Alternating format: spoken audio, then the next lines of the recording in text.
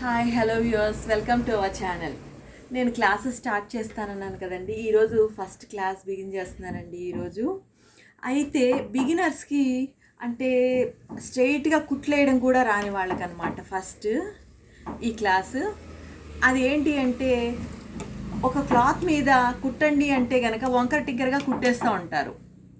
వాళ్ళకి అదంతా నీట్గా రావాలి, కుట్టు స్ట్రైట్గా పడాలి అంటే కనుక నేను దాదాపు ఒక 200 మందికి నేర్పించి ఉంటానండి. వాళ్ళందరితో కూడా ఫస్ట్ స్టార్ట్ చేయించింది ఏంటి అంటే మనకి శారీ పెట్టికోట్స్ అంటే లోపల లంగాలు ఉంటాయి కదా, వాటికి వేసే తాడు నాడా ఉంటుంది కదండి, అది లేదంటే కనుక మనం పైజమాలకు కూడా వాడుకుంటూ ఉంటాం, కుట్టించుకున్న పైజమాలకి అవి అనమాట. వాటిని చక్కగా చివర్లో కనుక కరెక్ట్గా ఫోల్డ్ చేసి నీట్గా కుట్టండి అంటే కనుక వాళ్ళకి కుట్టు కరెక్ట్గా వస్తుంది. ఇంకా ఈ చివరి వేయమంట అనమాట.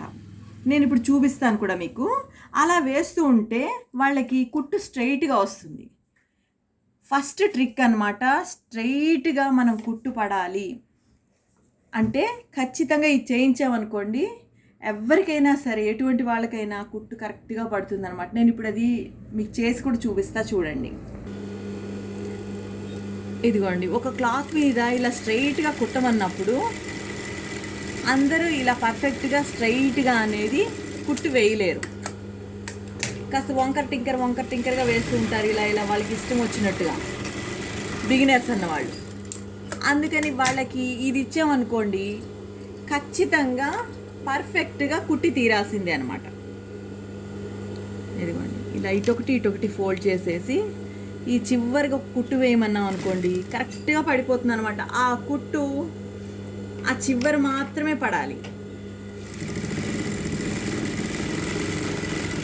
ఇదిగోండి చూడండి, ఇలా అయితే గనక ఇంకా ఖచ్చితంగా పర్ఫెక్ట్గా వచ్చేస్తుంది వాళ్ళ కుట్టు.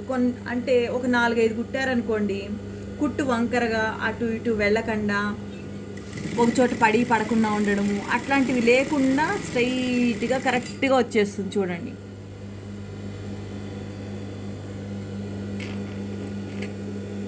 ఎదుగుండి. కొంచెం లేట్ అయినా నిదానంగా స్లోగా కుడుతూ ఉంటే కనుక బిగినర్స్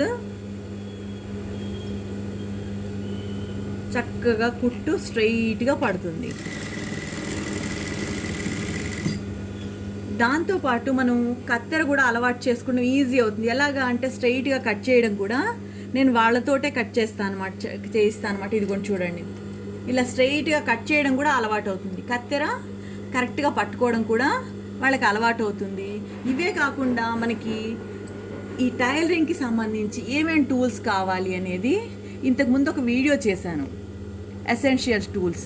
అది వచ్చేసి డిస్క్రిప్షన్లో ఇస్తాను. ఒకసారి ప్రతి వాళ్ళు కూడా అది చూసి ఇది స్టార్ట్ చేయండి.